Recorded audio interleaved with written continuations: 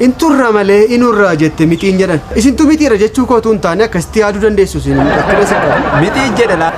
silaati baratti dhala keessan dhala keenyaaf jennutti isinumaan dhala keenyaaf jenneetu isin gaafachuu attamattam bara fuggiso la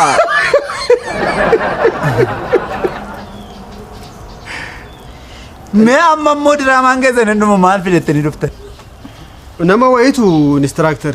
nama wayitu nu quunname baay'ee isin jaallattee baay'ee immoo isin wajjinis immoo mana dhaabbachuu barbaadde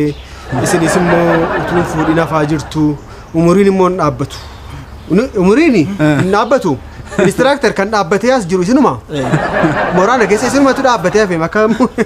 akka mukaa dhugaan jedhaaf jaarsummaa dhufne isa maal jetti maannuu kaasti